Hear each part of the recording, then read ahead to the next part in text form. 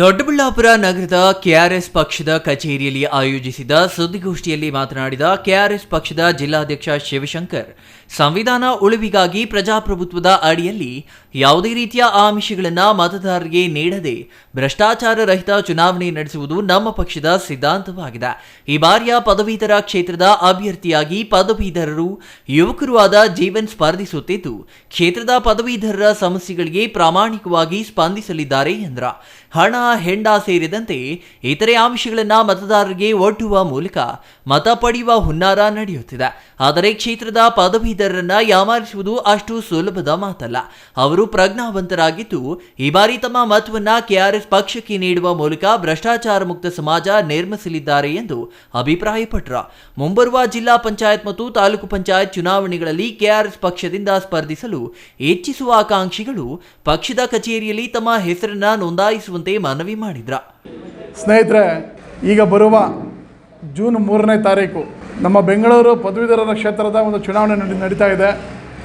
ಆ ಚುನಾವಣೆಯಲ್ಲಿ ನಮ್ಮ ಕೆಆರ್ಎಸ್ ಪಕ್ಷದ ವತಿಯಿಂದ ಎಲ್ ಜೀವನ್ ಕ್ರಮ ಸಂಖ್ಯೆ 3 ಅವರು ನಮ್ಮ ಪಕ್ಷದ ವತಿಯಿಂದ ಸ್ಪರ್ಧೆ ಮಾಡಿದ್ದಾರೆ.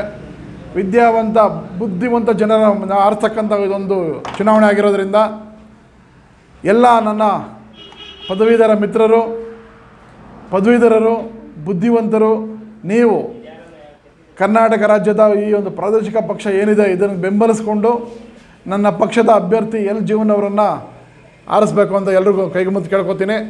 ಹಾಗೆ ಮುಂಬರುವ ತಾಲೂಕು ಪಂಚಾಯಿತಿ ಮತ್ತು ಜಿಲ್ಲಾ ಪಂಚಾಯಿತಿ ಚುನಾವಣೆಗಳಲ್ಲಿ ನಮ್ಮ ಬೆಂಗಳೂರು ಗ್ರಾಮಾಂತರ ಜಿಲ್ಲೆಯ 4 ತಾಲೂಕುಗಳಲ್ಲಿ ಯಾರ್ಯಾರು ಆಸಕ್ತರು ತಾಲೂಕು ಪಂಚಾಯಿತಿ ಮತ್ತು ಜಿಲ್ಲಾ ಪಂಚಾಯಿತಿಗಳಲ್ಲಿ ಸ್ಪರ್ಧೆ ಮಾಡ್ತಕ್ಕಂಥವ್ರು ಇದ್ದೀರಿ, ತಾವು ಮುಂದೆ ಬನ್ನಿ.